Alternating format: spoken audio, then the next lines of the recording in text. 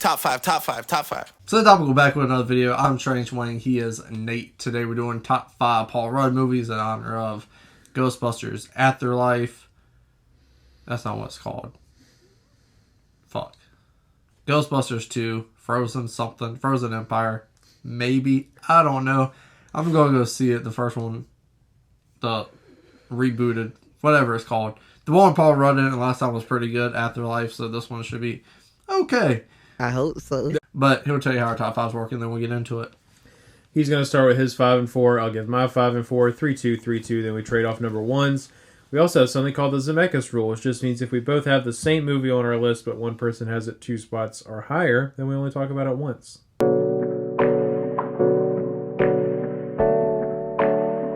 Number 5 for me is going to be the Teenage Mutant Ninja Turtles, the new animated movie. Paul Rudd plays Mondo Gecko. Does he do anything special in this movie? No, but I love this movie. More people should watch it, so I'm telling you, the 2023 Teenage Mutant Ninja Turtles animated movie, go watch it. It's great. And I'm not lying! Number 4 for me is going to be Perks of Being a Wildflower. Wallflower? Wallflower. Because he's in that movie so much. Hey, I only had so many options, but I have a good reason because this was the first time that I was like, man, Judd Apatow's buddy can do something else. It has a little light to it. He shows a little bit of range. And at that time, I've only seen him in Judd Apatow movies, so I threw it on the list at my number 4 spot. But he has a lot of these roles where he's barely in the movie. I love Forgetting Sarah Marshall, barely in the movie. Yeah. 40-year-old version. And barely he's in like the movie. really freaking annoying and forgetting Sarah Marshall too. But Knocked up. Barely in the movie. Right. So my number 5, this was also like a kind of tough list for me because I really wanted to pick movies where he had more of a prominent role, but he only has like 7-ish movies where that's the case, and some of them are like really not good movies. And 5 of those are Marvel movies. Yeah, and I've never seen This Is 40, but anyways. Not that good. Yeah. So number 5, mostly just because I think he and the movie at least deserve the props that it should get for like cultural relevance. So number 5, I went Anchorman. 60% of the time, it works every time. And whether you like the movie or not, everybody knows that line. You're not wrong. And Paul Rudd delivered it. And so it got a spot. That's fair. There's probably a Zemeckis, but number 4 for me is going to be Ant-Man, unless it's your number 3. Ant-Man, that's my number 3. Yeah. Great movie. Really, really fun Marvel movie. It's one of the only ones where like the humor kind of seems to really fit in super well. Like seeing Paul Rudd in this big action blockbuster was really neat. And that, I mean, that's something that the MCU did really well for a really long time, is taking guys that like were either tanked their careers or hadn't had like a really stellar or leading career, and then just putting them in this really, really big role and it paying off really, really well. And I think Paul Rudd is super likable in this movie. I actually think he's funny in this movie. And if you had ever asked me in a million years what superhero I would cast Paul Rudd in, I would be like, you're insane. Why would you do that? But they did, and it worked. It did work. I think the reason why they cast Paul Rudd in this movie is they were like, we should get Ryan Reynolds to play Ant-Man. So Ryan Reynolds should play Ant-Man. And then they read the script. They're like, oh, a movie has too much heart for Ryan Reynolds to be believable in it. So we'll just get Paul Rudd because he's basically like a less outlandish, funny Ryan Reynolds, but the heart's there. Huh. Okay. Because the Judd Apatow movies has heart, some of them. Yeah. Alrighty then. Ant-Man, top 10 favorite MCU movies of all time. It's a superhero in a bank robbery movie, and that shit is fire. I enjoy it a lot. Like everything he says, I second that. Yeah. So what's your number 2? My number 2 is going to be Ghostbusters Afterlife. Paul Rudd, great character because just how he's written into the script as like a way to get information out is so perfect because he's a teacher. He's a little nerdy. The kids, he realizes the kids are related to Egon, Ghostbusters. Oh my God, you got Egon. He teaches them about Ghostbusters, and it's not like an in-your-face direct. Oh, my grandpa, he was Egon. Like, you don't get that. You get people who don't know who Egon and Ghostbusters were because he wasn't in their life because he was so obsessed with ghosts and shit. So Paul Rudd, being a kid of the 80s, oh my God, this is insane. They're great. Feeding them that information, making the audience feel nostalgic at the same time was really smart as a character for the script. And he played it very well because he is funny. He has a relationship with her mom. There's heart. He was good for the role. Well spoken, sir. He played it perfectly. Not the greatest role of all time, not the hardest role to do, but he went in, played it perfectly. So, to me, big fan of that.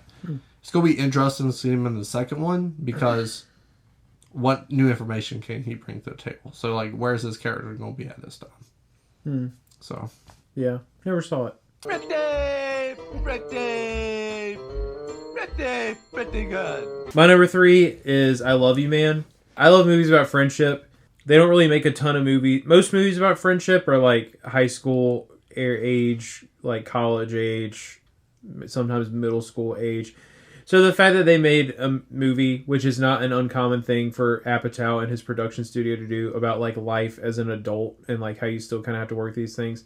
So like making a movie about friendship as an adult and some of the challenges that can bring, you know, when you bring marriages into the equation or kids into the equation or jobs into the equation, and just like all the life changes that happen.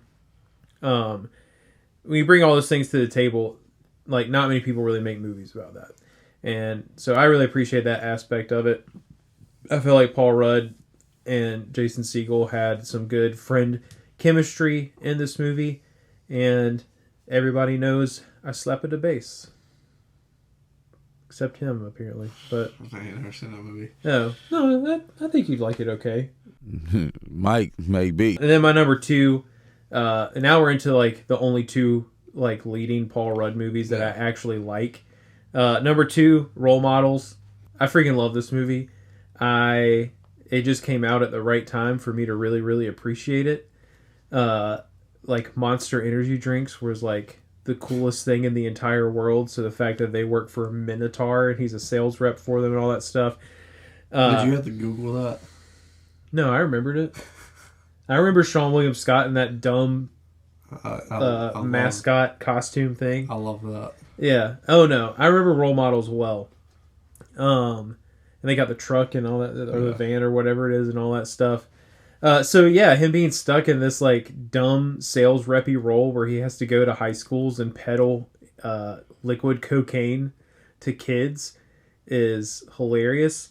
Paul Rudd is like his kind of go-to in films is playing this sort of like intelligent cynic, right? So like he's smart, but he thinks he's way smarter than he is, and he's kind of like an asshole about it sometimes, but in like a very low-key way.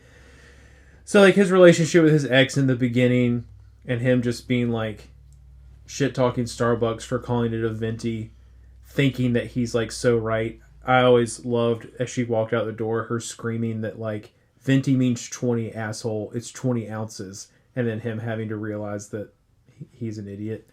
But yeah, like shoot, what do you call it? When 2 people get put in a situation, but they're really fucking different from each other. An Odd Couple? Yeah, thank you. The Odd Couple, that's exactly what I was thinking of. I was about to say, what's the movie with the guy you like? Walter Matthau and Jack Lemmon. Yeah. Yeah, so you get like this odd couple pairing with him and Sean William Scott, who's just doing Sean William Scott things in this movie. They've like, so the development of their friendship, the development of like their relationship with these 2 kids, and the 2 kids are also an oddball pairing. It's just a really fun movie, and I enjoy it. It has a lot of stuff I like in it. I liked energy drinks. I was also a nerd when I was a kid, and so I liked the I never did live action role play or anything, but I enjoyed that aspect of it in there. So and all dressed as Kiss. And like when this movie came out and I watched it the first time, watching the other kid be an absolute dumbass and just talk about fucking bitches and shit like that. It was funny. And Hilarious. it's just like 4 completely different human beings in 4 completely different parts of their life, like learning to care for each other. I think it's really sweet. You know, I guess I have rose tinted glasses when I was making my list, and I was just like, that movie probably sucks. That's my new number 3. Role models? Yeah. Yeah. I like when that movie came out, everybody 5th, 6th grade, I don't remember when it came out. No, I will not take my pants off. Yeah. Like talking to someone at lunch, scream that out. Think you're the funniest fucker in the world. Like, Yeah, for sure. Yeah. That's my new number 3. Put it in the books. That was your number 2? Yes. Number 1, probably the same number 1. The Fundamentals of Caring. Absolutely. Dude, his best movie, without a doubt. His best Yeah. acting work. His most likable role. The role that has the most heart to it. Even though I do think it's kind of dumb. The car just backed up very slowly and killed this kid. Like, you could have made that a bit more dramatic. Sure. But the relationship they have... Cars are very heavy. I mean... He's a little kid. And knocked him over and the car rolled over him. I know, but... You Like... So why does it matter how fast the car was going? Because... he wasn't... The chances of him just being where the tire was...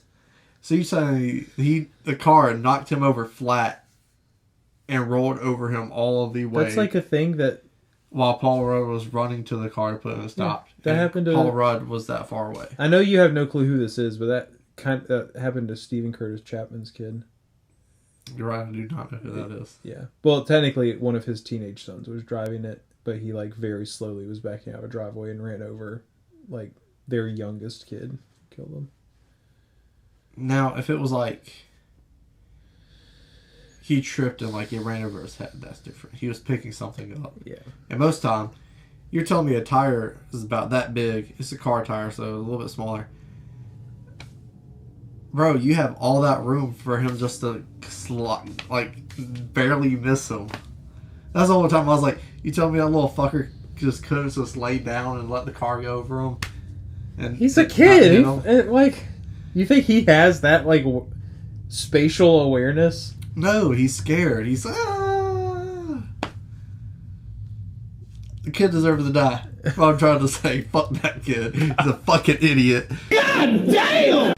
And he makes his fucking dad feel bad, but it's okay because this crippled kid made him feel better. And Selena Gomez probably gave him a hand job or something. You know, one of my celebrity crushes, Selena Gomez. She's great in that movie. She's a babe. She's also great. She's a sassy, smart ass. Mm-hmm. I love that. And you just put all these characters, again, all at different points in her life. You got one lady, she's pregnant. One guy who was a parent. One kid who has nothing to live for, hates life. And girl who's just like, fuck life. Who has everything to live for, but doesn't... Whatever I want to. Moving. So, very fun. Very heartfelt. Yeah. Interesting. The snappy dialogue between the two always keeps it interesting, even though it is a road trip movie. And sometimes road trip movies feel like they have to go the extra mile, no pun intended, to do something crazy. Like Rat Race. Ew. Which is also my number 1. Yeah, I really love this movie. I've said it 1,000 times. I'll say it again. Some of the best emotional reactions that movies have ever gotten from me are movies where you take a comedian and put them in a much more sincere role, because they are just really good most of the time at playing that stuff. This is Paul Rudd's example of that. I don't know of anything he's done similar or like it. I mean, he's Ant-Man right now and he's making bank doing that, so I don't blame him for not. But I would love to see like something in the same vein from him like this down the road, or even like his 10 minutes of Perks of Being a Wall, or like obviously not a carbon copy, but like Paul Rudd in like an Uncut Gems type of like a dirtier movie where he's kind of playing that sleaze. Like I think he could do it. Yeah, I don't think so. And what this movie showed me is that I think Paul Rudd has a lot more range than he's ever chosen to show in his career. Yeah. That being said, I don't know that Paul Rudd strikes me as a guy who cares a ton about the craft of acting. You know, I think he thinks it's fun, and he's been successful in it, and he's making bank. So, you know, if he doesn't want to do that, that's up to him. But I would love to see Paul Rudd take on more roles like the Fundamentals of Caring. I think he does a really good job of playing that, like, hardened cynic that softens up a little bit, but still is, like, kind of an asshole. But now he's just an endearing asshole. So, great movie. One of the best, like, Netflix movies I've ever seen in my life. It's very good. Yeah. But let us know your list in the comment section down below. Are you going to see the new Ghostbusters movie? I don't know. You got to tell me down below. I'm not. You don't want to go see movies. Scroll back up, hit the like button, share the video, and subscribe. It's not a game, it's a rich thing.